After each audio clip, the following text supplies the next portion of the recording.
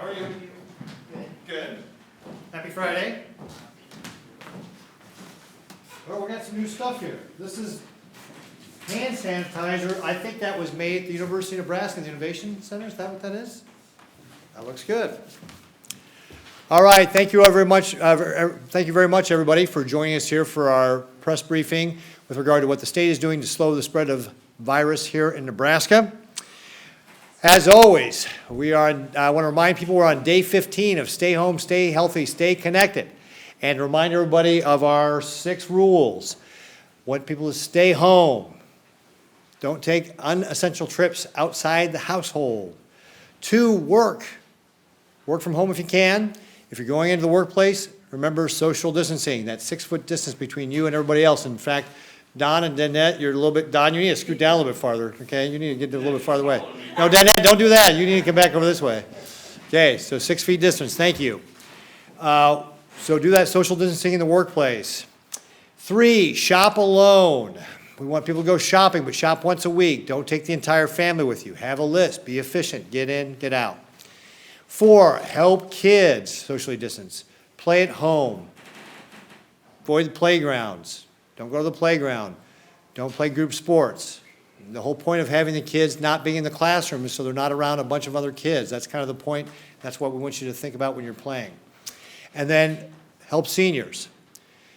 Help them by helping them stay home. You can go do their shopping for them, run their errands for them so they can stay in, but do not go visit them in a nursing home facility. And I know this is tough on the families, that we're asking you not to go see your loved ones.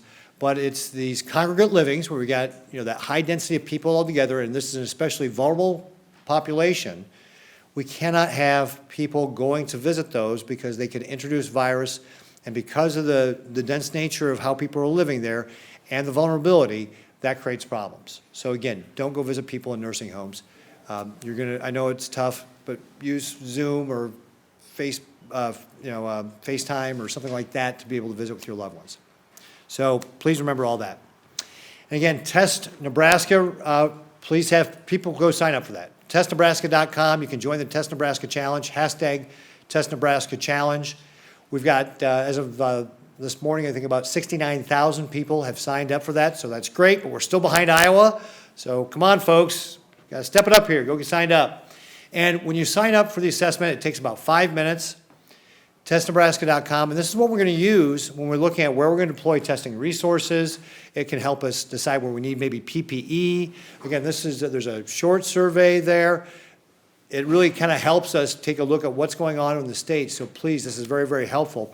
And then when it comes to testing, when we get our lab set up and we start doing these teams, that's who we're going to be looking at to be able to start rolling out this testing, starting with our healthcare providers and first responders and so forth, but then going into highly symptomatic people, less symptomatic people, and then asymptomatic people. So please, even if you're not symptomatic, we want you to go and sign up, tell us what's going on, tell us about your health. That will help us make decisions about what's going on in the rest of the state. Today is Arbor Day, so happy Arbor Day, everybody. I was born in Nebraska City. J. Sterling Morton, founder of Arbor Day. Great holiday. It's a state holiday here. So we hope people are out recognizing the contributions that Arbor Day has made to planting trees all around the world. And also let you know, typically the state would be closed on this holiday, but again, obviously we are here. I know that the Department of Labor, John Albin's got his team processing unemployment applications.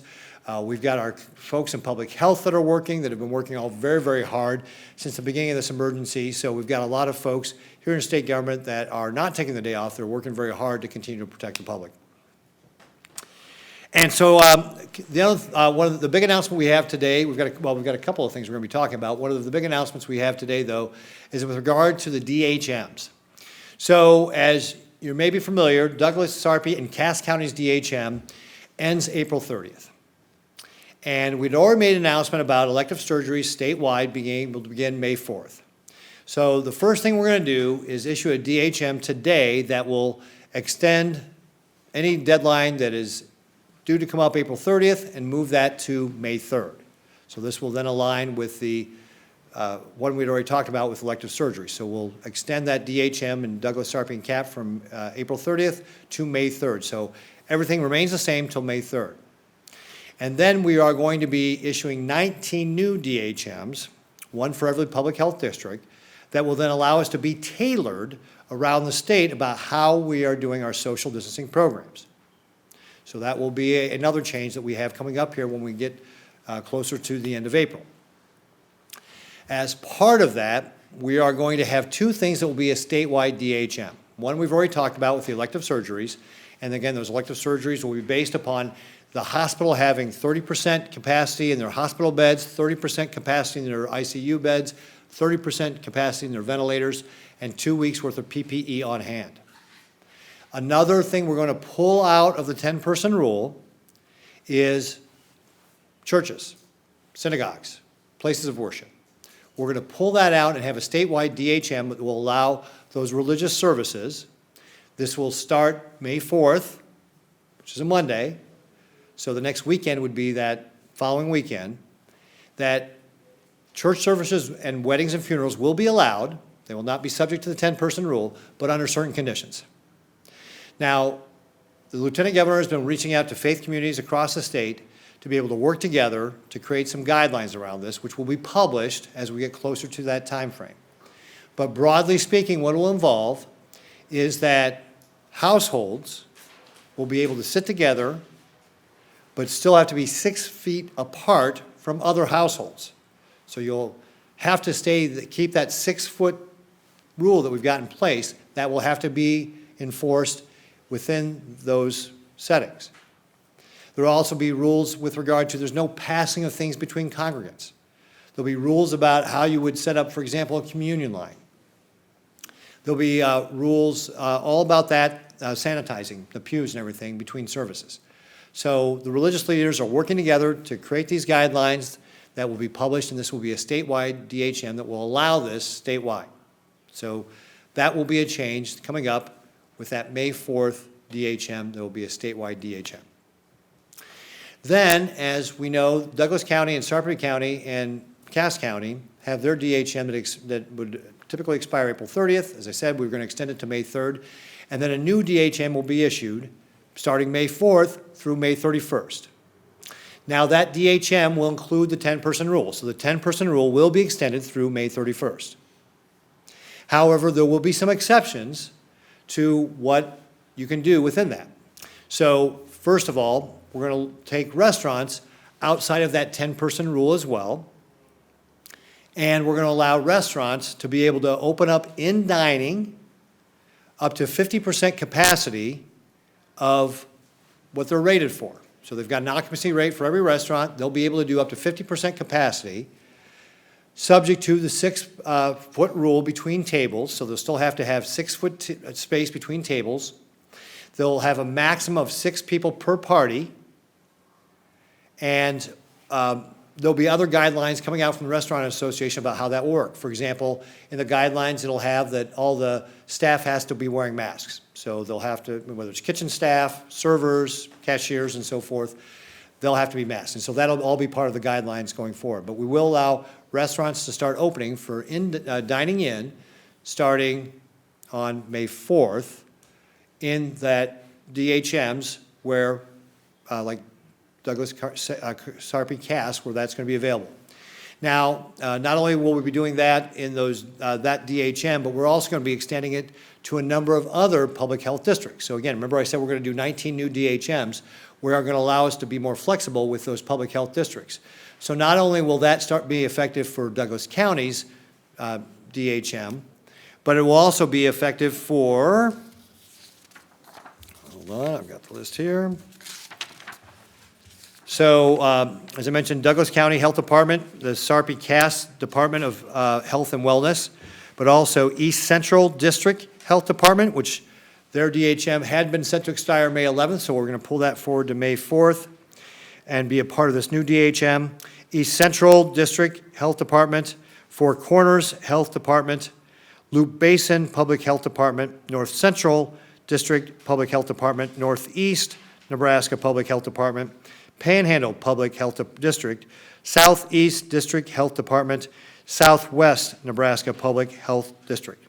So we'll now have 10 public health districts that will be on the same time frame that I just announced for the Douglas, Sarpy, and Cass. And so restaurants in those areas will be able to open to in dining as well for the same rules with regard to the 6-foot distance and no more than 6 people per table and all that sort of thing. So all that will go together for all those public health districts. Then, in addition to what we're doing with that, we're going to be, with daycares in the new DHM areas, they'll be able to go up to 15 kids per room as currently configured. So was 10 kids before, now they'll be able to go to 15 kids. We already discussed elective surgeries and how that's going to be statewide. And then with regard to some of the businesses that we had specifically closed, we had done that for barbershops and salons. We've done it for tattoo parlors. We've also done it for massage therapy. We're going to allow those businesses that have been closed to be able to reopen under the 10-person rule with some other restrictions. And now these restrictions, for example, will be in the DHM specifically around not only about wearing masks. So patrons and the proprietors will all have to wear masks. So the hairstylist will have to wear a mask, the tattoo artist will have to wear a mask, and so will the person who is being served, the customer. They will both have to wear masks, and that will be in the DHM. And I'm making that distinction because when it's actually in the DHM, it's a misdemeanor to violate that. So these will be within the DHM that that both the person who's serving the customer and the customer themselves will have to be wearing a mask. That will be a misdemeanor to violate that. And that's, again, because it recognizes that these people are in close contact. And that will be, again, enforced through May 31st in the DHMs for the public health districts that I just talked about. What is not opening up, which is still going to remain closed, is bars will continue to remain closed for in service. You can't do that. They can still do takeout and delivery, but they can't have everybody in. They, gentlemen's clubs, bottle clubs, indoor theaters, movie theaters, all those will remain closed as well through May 31st. So those will be continued to it. A little bit more guidance on the restaurants. Again, we talked about the 6-foot rule will have to be involved. There will be no you won't be able to allow to do bar service. So nobody can sit at the bar in a restaurant. You will have to, if you've got a buffet, you will not allow customers to be able to self-serve in that buffet. If you are consuming alcohol, you must be sitting down in the restaurant with a meal, consuming a meal to consume alcohol. You will not be able just to go into a restaurant and order a drink. So these are some of the other things that will be in the guidelines that are published with regard to how restaurants can continue to operate.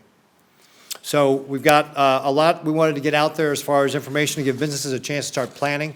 And again, this will be May 4th in the public health districts that I just announced will all be covered under that. And again, that'll be effective from May 4th through May 31st. Okay, so now I want to go talk about the topic of contact tracing. We've talked about the Test Nebraska, how we're crushing the curve. We want to get everybody signed up for that assessment so we can start doing more testing.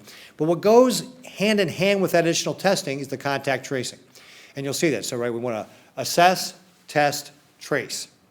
And we need to expand what we're doing with regard to contact tracing. Now, contact tracing is generally done by the local public health departments. However, we do see the need to be able to expand that, and so we, the state, are working to expand what we can do to supplement what the public health departments are doing.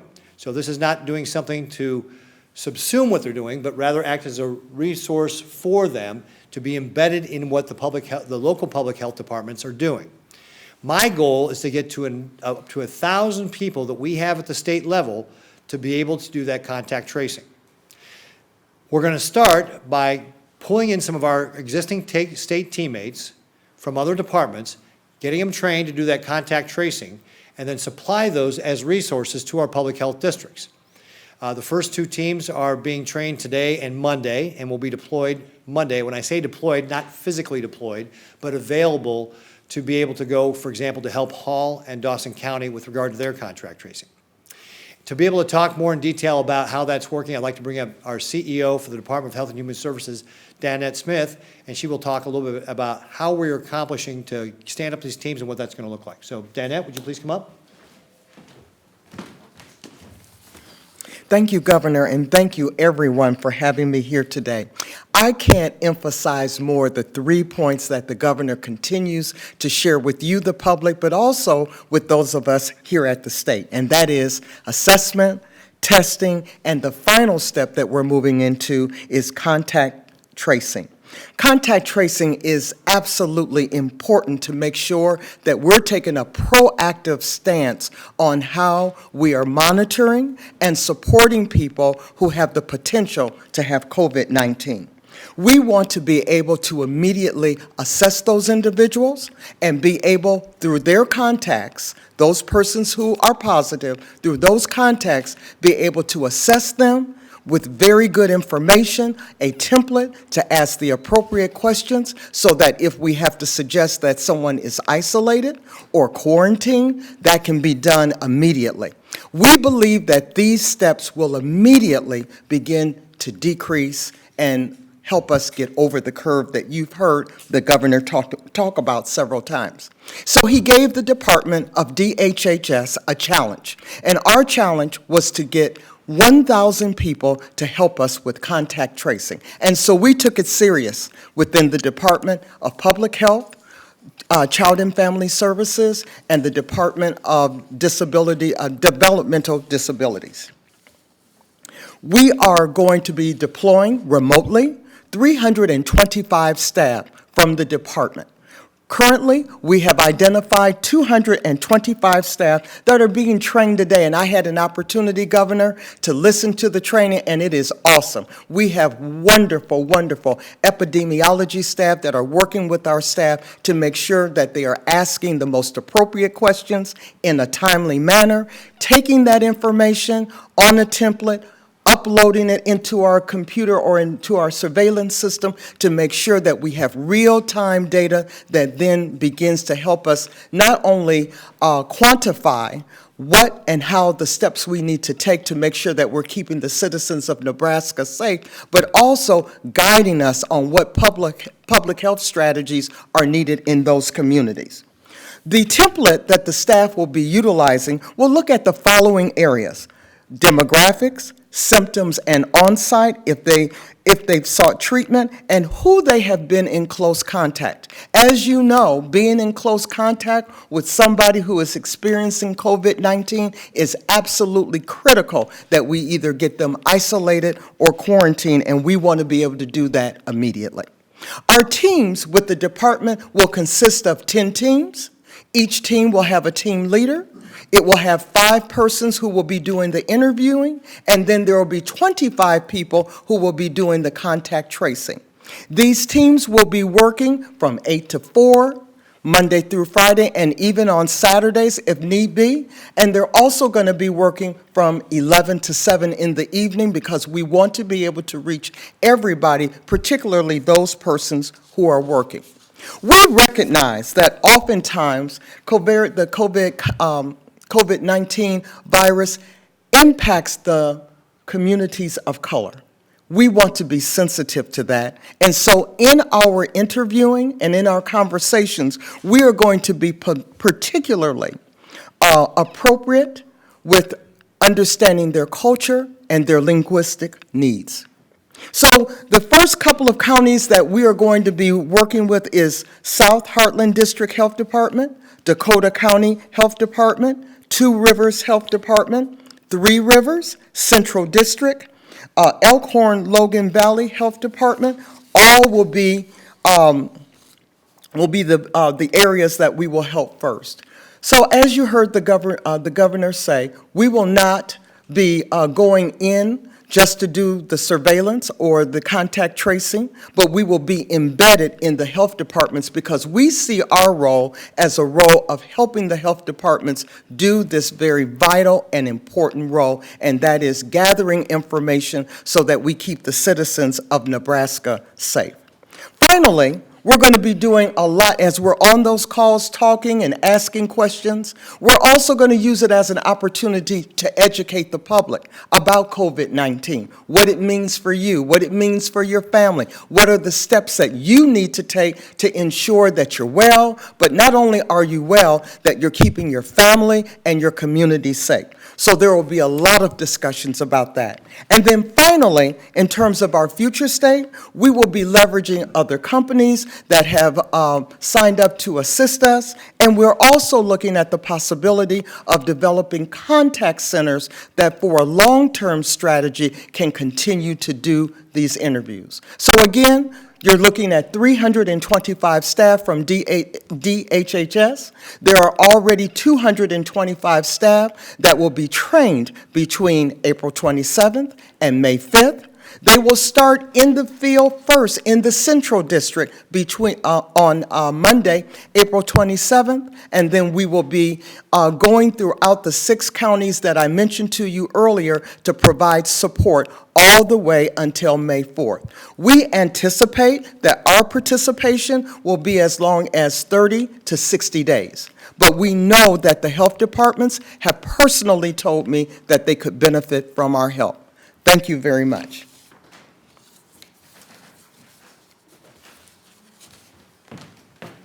Great, thank you very much, Dan. I appreciate it. Next, I'm going to call up Don Arp, who is our Director for the Crime Commission, to talk about some of the grants that he's received to assist in fighting the spread of coronavirus here in our state. So Don, can you come up and talk, please?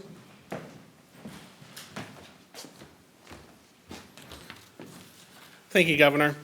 The Crime Commission is the recipient of about $4.3 million in funding from the Bureau of Justice Assistance, specifically geared for Corona Emergency Supplemental Funding.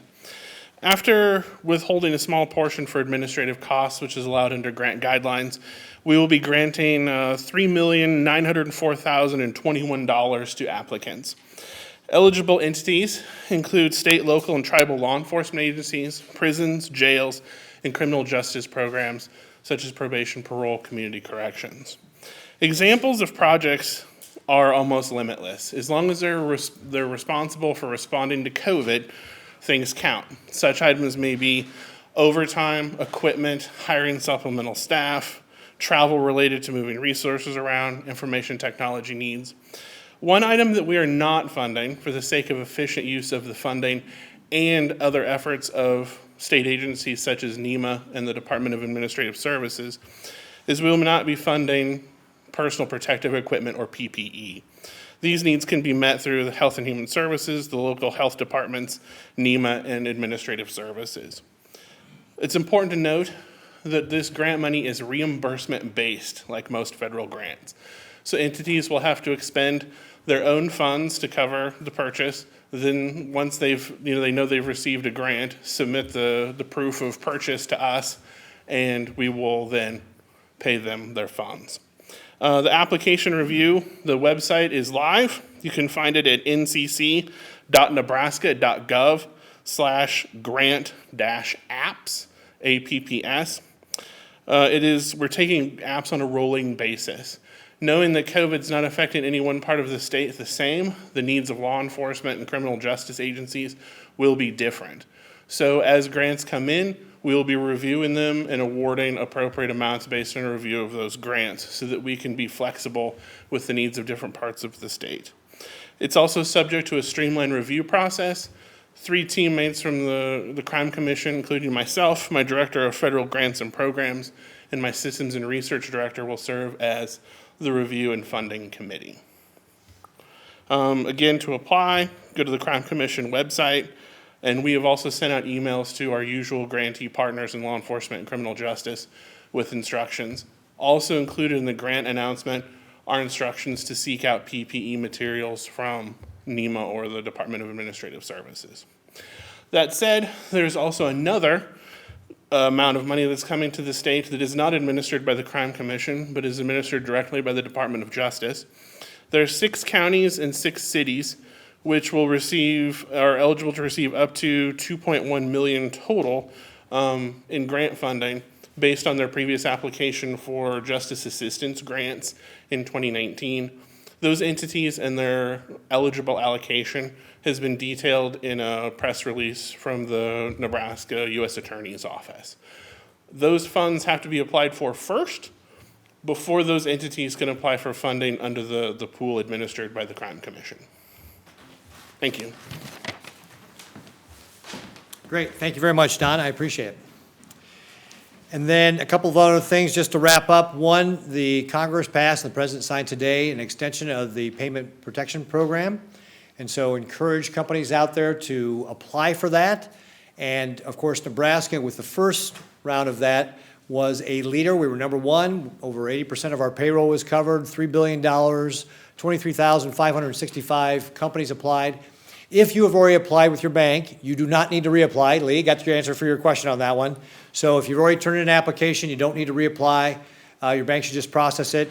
If you have not applied, then reach out to your bank and start that. I would do it sooner rather than later. These funds tend to go quickly, so please work with your banker. It's generally the process, requires that your banker then get on the Small Business Administration's website. Sometimes that website bogs down, at least it did with the first program. So the sooner you start, the better. Next week, so English briefings generally will be at 2 p.m. Central Time, except on Monday. I am doing a pardons board meeting in the afternoon, so we'll do a shorter briefing at 12:15 p.m. Central Time on Monday. So we'll do about a half-hour briefing, 12:15 p.m. on Monday. But then we'll resume back with the 2 o'clock on Tuesday through Friday Central Time. We'll also do Spanish briefings like we did this week. We'll do those again next week, 5 o'clock Tuesday and Thursday Central Time. Again, right here.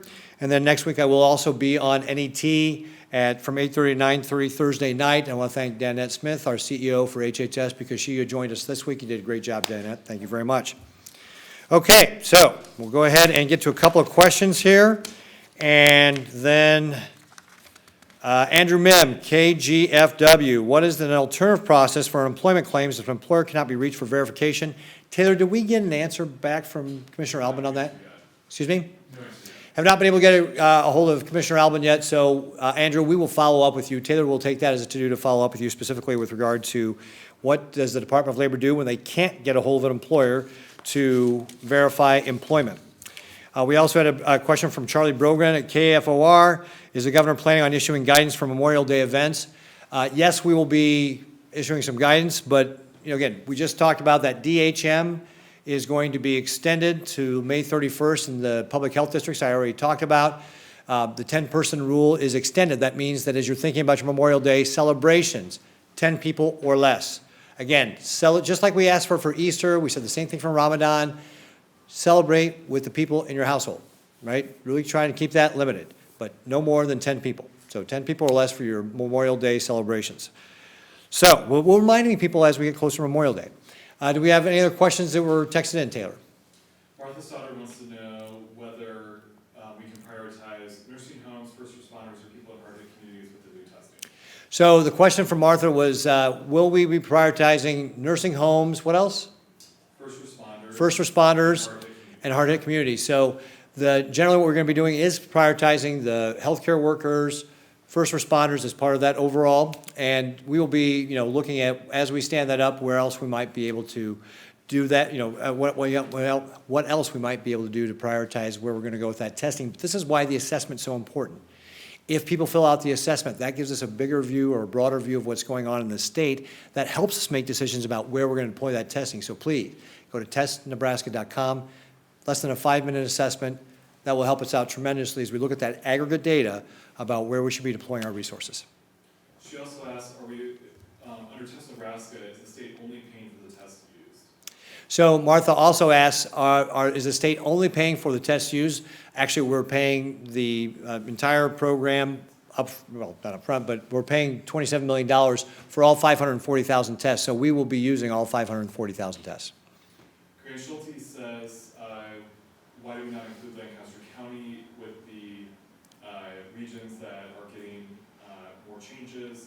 And how did you decide which regions to include in the group that you had asked? So with Grant Schulte of the AP asked, why was not Lancaster County included in the DHMs we just announced? Lancaster County's DHM does not expire till May 6th. They were on a different time frame than Douglas County. and we will work with, Pat Lopez and Mayor Gaylor Baird about their, their DHM and what we do with that going forward. So expect an announcement on that next week sometime probably, as we work through it with them. And then with regard to those other public health districts we announced, we had worked with them. You'll notice that they're the ones that are probably more lightly impacted than other parts of the state. This is consistent with what we said. We're going to look at this regionally and try to tailor it to the region of the state. These public health districts have been more lightly impacted, and that's why they were included with regard to our announcement. Many of them had DHMs that were expiring either May 6th or May 11th, and so we are putting them together with the one that is going together with Douglas County that will begin May 4th and run through May 31st. But it was in conjunction and working with those public health departments directly of making that determination. Those are the questions I would have. Great. So I know we gave a lot of information about those new DHMs, so I suspect there will be some questions here. And Paul, I'm sure you got a question. Should we start with you since you're closest to the front here? No? You're going to let somebody else do it? Okay. All right. Well, questions. Yeah, Lee. So in the past few days, you talked about how the questionnaire was kind of give you a direction as to where you would know to relieve or pick up some of these DHMs or take away restrictions. Today you announced a wide variety of changes. What was the input that gave you the reason to do this? Because I was under the impression that you were going to use the data that you were getting from the questionnaires to kind of direct where the changes were going to happen. So when we get that guidance from the questionnaires or get that data from the questionnaires, that will help inform what we're going to do with regard to that going forward. However, we're not going to make that the limiting factor in how we make decisions. And again, primarily, all this is focused around the healthcare system. If we are not overwhelming a healthcare system, we're winning, right? That's our goal. So we look at things such as hospital bed utilization, ICU bed utilization, and ventilator utilization. So that's the primary director. But as we gather this data, we will use that as part of another source of data that we will use to be able to make decisions about where we deploy testing resources and where we might deploy PPE and things like that. We'll get a broader view of what's going on from Nebraskans themselves to be able to see what's going on in the state. But we can't wait for that data, right? Again, we want to make sure we're moving forward with the data we have. So that data will help inform us in the future, but we're using the data we have right now to make the decisions with regard to the DHMs that were expiring April 30th. Grant Schulte has a follow-up question. Does Grant get to jump in line like that? Is that fair? Well, it's an important question. Oh, it's an important question, okay. In areas where restaurants can start to reopen, will they still be able to offer takeout alcohol and sell non-food products? So the question from Grant Schulte is, in areas where restaurants are going to be allowed to be able to operate dine-in, will they still be allowed to do takeout alcohol and sell other non-traditional type products? And the answer is yes. That's a part of our emergency proclamation or part of the emergency, so that will still be allowed to go forward. No change in that. Fred? Is answering these contact tracing questions voluntary, or is there a penalty for not answering them? And what would you say to people that are concerned about the government coming around and asking what they're doing? Right, so Fred asks, hey, so you find somebody who's got that positive identification for coronavirus, right? They've been tested, they're positive. Then we do the contact tracing about all the people that they've been in contact with. Is answering those questions voluntary? Absolutely, it's voluntary. There's no penalty for not answering them. But the person's own self-interest is on the line here, because I personally would want to know if somebody I had been in contact with in the last 2 weeks had tested positive for coronavirus. Because that's how I know I need to be monitoring my health care to see if I start developing symptoms, to see whether I might have coronavirus. So it's a completely voluntary program. Absolutely, there's no penalty for refusing to answer questions, but it's in the person's own best interest to answer those questions, because then they know that they should be quarantining and staying away from their loved ones so they don't infect somebody else. And what kind of questions will they be asked? The question is, what kind of questions will be asked? Danette, you were just part of the training today. Can you come up and give us some answer about don't come up to the microphone here, because people can't hear you if you're back there. Why don't you talk a little about what that training involves? So the good question that you asked, a lot of the questions have to do with demographics, but it also has to do with the kind of symptoms that you may be experiencing or the lack thereof. The way in which the training is being done, it's more conversational. Even though it's a template, and it's kind of checking off the box and making sure that we're getting the most important information, it's more conversational. than it is anything. So it's asking you about your family. It's asking you about where you worked, when was the last time you worked, when was the last time you saw a healthcare provider, and did you see the healthcare provider about COVID-19? It's those kinds of questions, but it's more conversational that allows that person who's on the other line to be very comfortable in the conversation. I would say to you, it doesn't have a feel of being government. It has a feel of, we really care about you, and we want to take this information to direct you in the right place. And then maybe also, before you leave the podium, you could just talk a little bit about some of our bilingual staff that we're bringing on as well. Yes. So there are going to be approximately 25 of our current bilingual staff that will be on the phone actually having a lot of these conversations. We recognize our communities of color when giving out information sometimes can be frightening. And so we want to make sure that the information that's shared is relatable, that the questions that are being asked are pertinent questions, but it's relatable and it gets to a better understanding of their health care. And so there will be a lot of bilingual staff from staff who are Hispanic, Sudanese, those who are thinking the last, Somalian, yes. So we will have a variety of languages that are going to be covered over the phone. That's all gonna be by telephone? It will be by telephone, yes. Everything will be remote at this time. But the most important thing is that the questions come off like a conversation, and it's entered right into our system. And so we have prepared our staff that we recognize that COVID-19 is really hitting the minority or communities of color very hard. And so we know that we're going to be using interpreters, and we're going to be using our bilingual staff to make sure that we can have meaningful conversations with those persons on the other line. Thank you, Nanette. Other questions?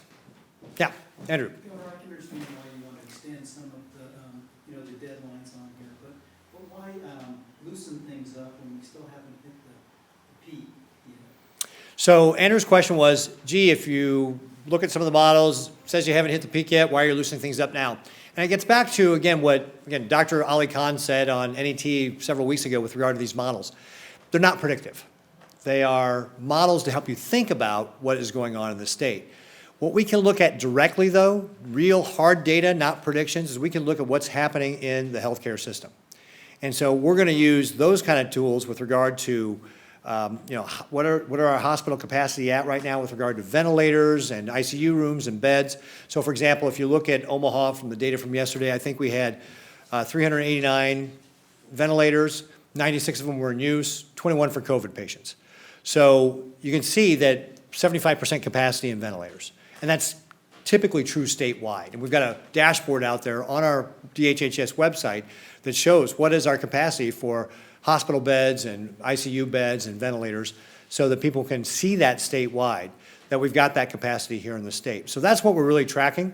And then we look at things like the testing data to say, hey, if someplace like Hall County or Dawson County where we've got high percentage of people testing positive, 30, 40%, we know that there are people that are going to be coming into the hospitals there, and so we get ready for that. And so that's what Dr. Antone does when he works with the public health directors and the hospital chief medical officers, is try to prepare them for that so they can maybe move patients out to make room for the patients we're expecting to come in. And that's how we're kind of managing that on a regional basis. So the DHMs that have been, where we've lightened up some of the restrictions, are in areas where we're not seeing those high percentage of people testing positive. So we're really kind of looking at, how many cases are coming in, what kind of percentage are coming in, that sort of thing, and then what's happening to the hospital system to make these determinations to be able to, again, tailor it for the part of the state so it's going to be appropriate. And again, what I remind everybody is the 10-person rule is still in effect through the end of May. So May 31st, we are sticking with that 10-person rule. So again, talking about Charlie Brogan's question about Memorial Day, plan for 10 people or less, and preferably just your household doing that celebration. But aren't you worried about creating a surge in those communities that might not be experiencing the problems right now? So Andrew's question is, are you concerned about creating a surge in those communities that have not been heavily impacted. I'm going to pick on southeast Nebraska because I think Richardson County still has, Richardson and Pawnee still have no cases reported as of last night, 6 p.m. So are you concerned about creating it there? And actually, we will monitor that. But again, we want to tailor this to each region. And if we don't have significant spread of virus in those communities, the things we're doing are really very incremental to be able to loosen up some of these restrictions and appropriate for that district. Whereas in other districts, as I mentioned with Hall County or Dawson County, we're not making those changes. Yeah.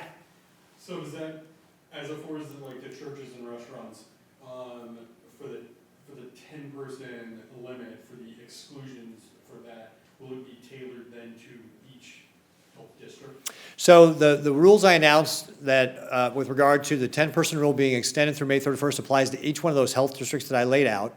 That the things with regard to, say, how beauty salons and barbershops can open up with the masks and everything, that will apply in those. The restaurants using 50% of their capacity, that applies in those 10 public health districts I laid out. The daycare going to 15 kids, that applies in those. So the only things that are statewide at this point are the elective surgery, which we announced earlier this week, and then the ability of church services, weddings and funerals being able to go forward starting May 4th. So even in the areas that have higher impacts, you're gonna allow church services? Yeah, so the question is, so Governor, what you're telling me then is we're still gonna allow church services in those areas where we do have higher impact, and the answer is yes. And the reason for that is that one of the ways that we want to reach out, and Danette Smith was talking about this, reach out to some of those communities where English is not their first language. We feel like we can do a better job communicating to them through the religious organizations and getting that message out to them in a way that maybe is less threatening because it's not government. And then also because it could be in their language, it's from people that they trust. So we're going to be working with those faith leaders to get that message out about the social distancing. And this actually relates back to one of the things Deborah Burke said on our call with the vice president that we had earlier today, is that they've been looking at some of these communities where we have food processing plants and what the cause of the virus breaking out there is. And while the food processing plants are taking steps to be able to do the social distancing and have done a lot of great work. In fact, Dr. Lawler and Shelley Sweetham have said that they're very impressed by the work the food processors are doing. The emphasis now needs to really shift to the home. And so this is a way for us to be able to shift that emphasis on the home, and especially where you have more communal type living, to be able to get that message about social distancing out to those communities where English is not their first language. And so that really is one of the reasons why we made the determination to allow those church services to go statewide as opposed to just in those selected DHMs, is that we really want to leverage those religious organizations to be able to get that message out to those communities about the importance of social distancing. We have a question from Mona at the Custer County Chief News. She says, has there been any discussion on when restrictions will be lifted on nursing homes and assisted living facilities? So Mona from the Custer County Chief is asking about nursing homes, and this is an important point, and I'm glad she brought it up. Thank you. With all these church services, it's really, really important that, and we've talked about this with the faith leaders, and this will be part of the guidance, that folks who are vulnerable, somebody who's maybe 60, 65 or older, who has underlying health care conditions, do not go to these services. You still need to stay home. And with regard to our nursing care facilities, same deal still applies.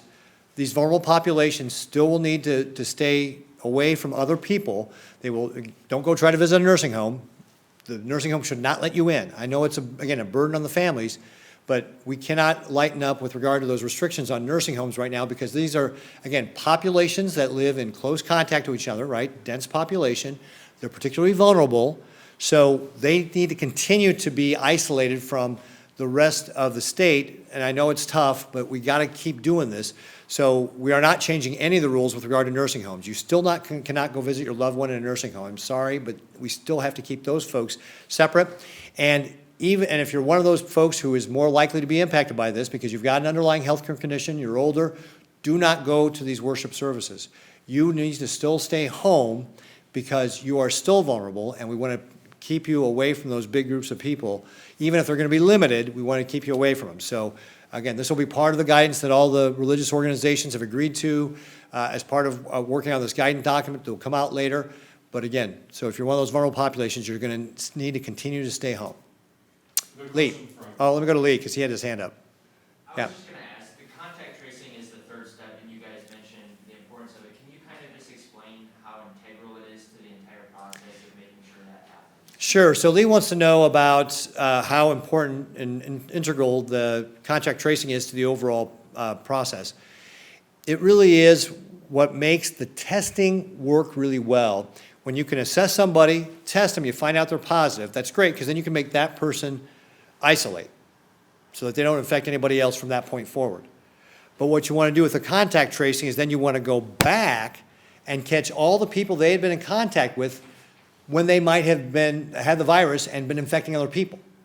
And the idea is then you go back and catch all those people and get them to quarantine so they're not infecting anybody. So that you're waiting to see if they have the virus, if they develop symptoms. They may need to get tested down the road as well. But first thing you want to do is get them away from other people so that if they do have the virus, they're not infecting other people. And this is hugely important to preventing the spread of virus here in our state. To getting to those folks who may have the virus, getting them to quarantine so they don't infect other people. Taylor. we have a question from Jet at KMAG at Sioux City. Why are some local health departments being more open about the sources of these big increases in cases? And is there anything we can do to make them more transparent? So some of the question was about why are some public health departments have more information about the sources of where the spread of the virus is coming from. And I think part of it just may be, I don't have a great answer for you right now, frankly, but I think it's a public health department by public health department. Who's got the information? What were they able to gather? Again, as we mentioned, Fred's question, answering the questions are voluntary. So some places may have had better cooperation than other places about answering those questions, and they may have better data to be able to share. Grant Schulte has another question. Once restaurants open, is the governor going to recommend that people should go? Should people still avoid venues that appear crowded? So Grant asked, once restaurants are open, is the governor going to recommend that people go and still avoid places that look crowded? And I think it's going to be a personal determination. So I would say whatever you're comfortable with. If you're comfortable going, great. Again, if you're one of those vulnerable people, if you're older with an underlying healthcare condition, don't go to a restaurant. You're still supposed to be avoiding groups of people. So again, it's going to have to be kind of a personal determination based upon what your individual condition is, whether or not you want to take that risk by going to the restaurant. I think that what you want to do is make that determination based upon how you feel. And again, if you see a restaurant that's crowded, that would be a great indication to maybe go someplace else. Yeah, Paul. Okay. Now Paul's ready. Okay, one question about relaxing the restrictions and then some questions about the contract with the testing. But, one of the hard pieces of data are that the cases keep going up, and I think they have a record number of cases yesterday. And one thing we always get are all these emails and calls, why aren't they relaxing, these restrictions, it's killing the country. How much did that restlessness fit into your decision-making on relaxing these restrictions? So Paul's question is, hey, the number of cases keep going up, but by the way, we should expect that because we're doing more testing. So as we test more, we expect to get more cases test positive, right? That's just a measure of the numbers. So that's why we look a lot at the percent testing positive. So that makes the difference between some place like Lincoln where they're testing at about a 4% positivity rate versus, say, Dawson County, which is at a 40% positive testing, okay? So the difference is there, not just the number of cases, but what percent are testing positive. So we expect the number of cases to go up, right? And then Paul said, well, but what about, we get lots of emails saying, people are saying, hey, you gotta loosen things up, you're killing the economy and that sort of thing, and how much does that play into our role? And again, what I'm focused on is the healthcare system. I look at where are we with regard to hospital beds, ICU beds, ventilators, and looking to see, are we overwhelming the hospital system anywhere? And what can we do about that? So again, with our elective surgeries, Hall County doesn't, St. Francis CHI does not fit the category of being able to do elective surgery, right? Nobody's gonna be surprised by that.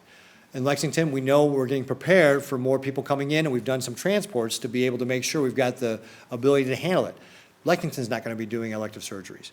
So again, what we wanna do is we're really focused on the healthcare system, and if you look at, for example, in the Omaha area, the stats I already gave you, we've got lots of capacity right now, so you can't say we're overwhelming the healthcare system. It's appropriate to start loosening up some of these restrictions. Again, small steps, right? We're not getting rid of the 10-person rule, We're still at the 10-person rule, but we are taking some small steps with regard to some of the other things like the dining and some of the other businesses that we had previously closed. And not all those either, right? Like we're still saying there's a bunch of businesses like bars that can't still have dine-in, you can't, the gentlemen's clubs, bottle clubs, indoor theaters, movie theaters, all those are still closed through May 31st. So in a state where we have all these authorities at the medical center on vaccines and these kinds of epidemics, why are we turning to a public-private partnership to do this extra testing? So Paul's question is, with all the authorities and resources we have here in the state of Nebraska, why are we turning to a public-private partnership? And it gets back to is we're exploring all channels to be able to expand our testing. This is the one we announced this week where we could hire a company to be able to help set up a lab for the state that we will, be overseeing and running. It won't be their people doing it. They're going to help us get the machines and get set up and all that sort of thing. But we'll be running the lab. It's a way to expand our capacity. But it's not the only way we're looking to expand capacity. So as I mentioned earlier this week, the federal government gave us a list of all the machines that could potentially be used for doing coronavirus testing. And so our teams right now are following up on those leads, so to speak, to see, what can we do? What's the obstacle? Are there obstacles? Like, are they shorter reagents too? Have they just not been asked to do testing? There's some things like that we're pursuing multiple channels to expand testing. This is just the one that we announced this week that will allow us to do more, but we're going to try and find other ways to expand testing too. Some people question, if you're asking people to voluntarily assess themselves on this website, couldn't you be more strategic with these tests and focus on the areas where, there is a hot spot? Now, you're pretty well dependent right now on, who gets on the computer. So with regard to Test Nebraska, you're kind of dependent upon who actually signs up. And the question is, couldn't you be more strategic about hotspots? And actually, we are already deploying resources to hotspots, right? So we're already doing the things with regard to if you have a spot around, Dawson County or whatever, deploying National Guard there and getting people tested. So we are doing that too. But this is a way for us to be able to get a bigger comprehensive view of what's going around the state and not just places where we can test by having people voluntarily tell us that they're interested in testing and taking that assessment so we kind of have an idea of, what is going on around the state with regard to what kind of symptoms people are reporting and that sort of thing. And as you know, some people may have symptoms that are related to coronavirus, or it could be allergies or something else, or they could be asymptomatic, but we want to know what kind of folks are interested in getting that testing to help us deploy those resources, and it'll give us aggregate data that'll make a difference in how we do that. I know you got a question about hydrochloroquine last night on your call-in show, but I guess now there's a report out that one of the principals in Test Nebraska is on a board of directors of a company that makes hydrochloroquine. Did that have anything to do with that? What's your reaction? So the question is, one of the board members is a principal, one of the board members of one of the companies that is helping us set up our testing lab is on the board of a company that also produces hydrochloroquine. Is that what you're saying? And so did that have anything to do with it? And the answer is no. So our Test Nebraska program doesn't have anything to do with hydrochloroquine. That would be, what we do with Test Nebraska is we test people. If we find out they're positive, we ask them to isolate, but then they need to go talk to their healthcare provider who will then determine what their treatment is. The state isn't involved in what they're doing with regard to their treatment. Who asked that question be put on and why? Hydrochloroquine is kind of one of those things that has been put out there as kind of a common treatment. So if that was something that you were allergic to, we would want to make sure that that was flagged so that you could tell your healthcare provider in case they were recommending that. But, that's just part of one of the questions out there. The state's not going to get involved with regard to what your healthcare provider actually does as far as your treatment. But was that a question the state asked to be put on there? Or was that No. something the company? It was part of what the company put together as part of the overall questions, again, based upon their experience coming from Utah. Is this relaxation consistent with the plan that you came up with originally with UNMC? And did you consult with the public health districts? Yeah, so Fred asked, is this plan consistent with what the plan we came up with working with UNMC, and did we consult the public health districts? And yeah, so what we talked about was, again, not overwhelming the healthcare system, that we put these restrictions in place and start releasing them a little bit at a time, right? So the original plan called for putting these NPIs in for a period of 6 to 8 weeks, and then releasing them gradually over time, and that's what this does. And we did talk to the public health districts about the plan, got their feedback, made some changes based upon that feedback. Just specifically talking about like some of the guidance we want to put in the restaurants. Talking with Dr. Lawler about wearing masks for all staff, whether it's a server, the kitchen staff, the cashier, that kind of thing. So taking that feedback in to make changes to what the guidance document's going to be. We have time for two last questions. Two more questions. Andrew? A couple of weeks ago, you kind of gave a grim forecast of what we were going to be experiencing. Now that we're almost 2/3 of the way through your proclamation, where are we at, do you think? Is it better than what you thought, or is it what you thought?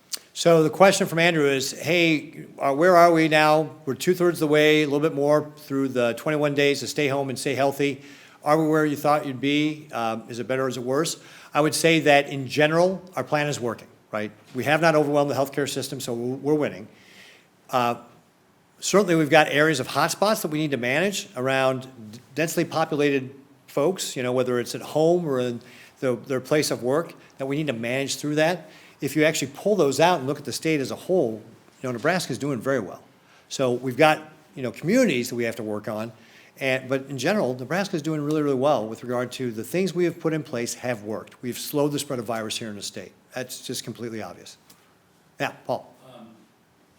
I asked a question yesterday about the contract with Test Nebraska that will allow the sharing or selling of the aggregate data. Yeah, Taylor, did you get an answer back on the sharing or selling of aggregate data? I can ask about it, I didn't ask that. Okay, we need to follow up on that question. Sorry, Paul, we didn't get the answer, sorry. Another question, I know you've spent a lot of money on PPE. Has it actually gotten out to the health districts? I'm getting some complaints about that. The question we spent a lot of money on PPE. Is that getting out to public health districts? Absolutely. We send out shipments a couple of times a week. So I don't have the numbers off the top of my head. We can get that data for you. Maybe, Taylor, that's one of the things we could update on Monday is just what we've done on PPE and how much has been distributed. So, Taylor back there somewhere? Okay, got it, Taylor? Great, thanks. So we'll pick that, we'll get that out as part of we'll update those numbers on Monday as part of our overall, what have we done on PPE. And if there are specific people who are saying they got problems, they really should contact their public health department, because we send the PPE to the public health department, and they're the ones who distribute it out to the folks who need it.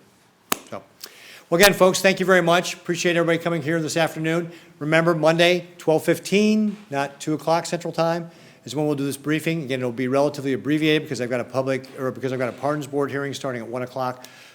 Thank you all very much, and I want to thank every Nebraskan who is working very hard to slow the spread of virus here in our state. Thank you so much, and have a great weekend.